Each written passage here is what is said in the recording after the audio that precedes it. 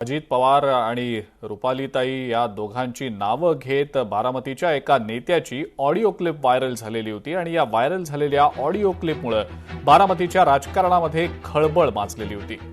लोकशाही मराठी या ऑडिओ क्लिपची पुष्टी करत नाही, मात्र बारामतीतल्या या एका नेत्यानं या ऑडिओ क्लिपमधनं अजित पवारांच्या बाबतीत अपमानास्पद वक्तव्य केल्याचा दावा होत होता। सोशल मीडियावर या संदर्भातली ही ऑडिओ क्लिप व्हायरल देखील झालेली होती।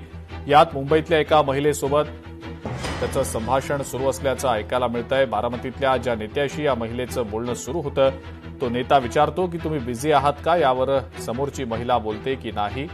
रुपालीताईंना त्रास होतोय, त्यावर बारामतीमधील हा नेता म्हणतो अजित पवार आणि रुपाली यांच्याबद्दल अपमानास्पद विवादास्पद वक्तव्य त्यांनी केलेलं होतं। ही ऑडिओ क्लिप सध्या सोशल मीडियावर प्रचंड व्हायरल होत असून राष्ट्रवादी काँग्रेस अजित पवार गटाचे नगरसेवक किशोर मासाळ यांच्या संभाषणाची ही ऑडिओ क्लिप असल्याचं बोललं जातंय, मात्र या ऑडिओ क्लिपची पुष्टी लोकशाही मराठी करत नाही। हॅलो, बिझी आहात का तुम्ही? नाही हो, ते रुपालीताईंना त्रास होतोय। आम्ही एकच इथे आहे ना। मिली पाहिजे रुपालीताई।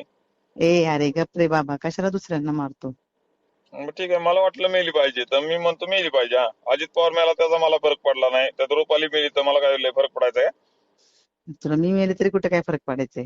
हा, तू मेली तरी मला नाही फरक पडायचा। पुढं संपलं मग, काय कशाला लोड घेतो तू? जाऊ दे आपलं काय, आम्ही फोन केल्यावर फक्त उचलत एवढी आमची इच्छा, बाकी काय माझी नाही उचलणार। हा, पुढं नाही का? मग करत नको जाऊ का फोन?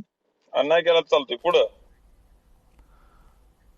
ही ऑडिओ क्लिप व्हायरल झाल्यानंतर चहूबाजूंनी यावर टीका होत होती। यावर नगरसेवक किशोर मासाळ यांनी काय स्पष्टीकरण दिले आपण ते देखील पाहूया।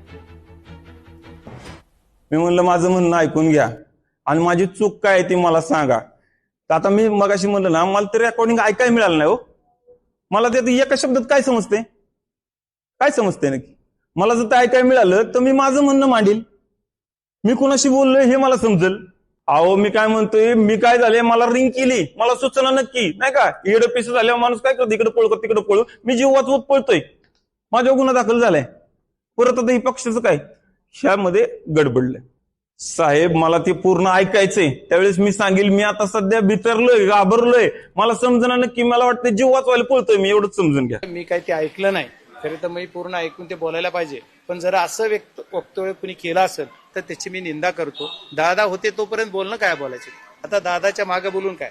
दादा हे दादाच होते, आता तसा नेता होणे नाही, त्याच्यामुळे त्याच्यावर बोलण्याचा आज कुणाला अधिकार नाही। जोपर्यंत हयात होते, हयात असणाऱ्यावर तुम्ही 100% बोला, पण माहीत झालं मी सभागृहात सुद्धा म्हणत असतो, आमच्या सभागृहात सुद्धा बऱ्याच वेळेस इंदिराजीवर बोललं जातंय, जवाहरलाल नेहरूवर बोललं जातंय। मी एका माझ्या ह्याच्यात म्हणले बोललोय, म्हणजे ह्याच्यामध्ये मनोगतामध्ये तिथल्या किंवा भाषणामध्ये तिथल्या संसदेच्या, की माझे जे जुने होते त्याला कशाला जुन्या लोकांवर बोलतात, ते संसदेचे होते, तसं आता सुद्धा दादावर बोलण्याचा अधिकार कुणाला नाहीये, ते बोलतात ते चुकीचं बोलतात। विकृत बंदोबस्तीचं धोतक म्हणजे त्या नगरसेवकाचं वक्तव्य आहे।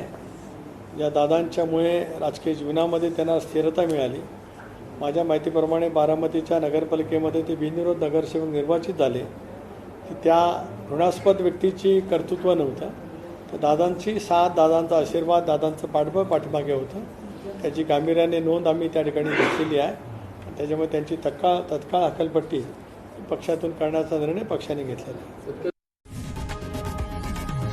लोकशाही मराठी ऐका, पहा, जागरूक रहा।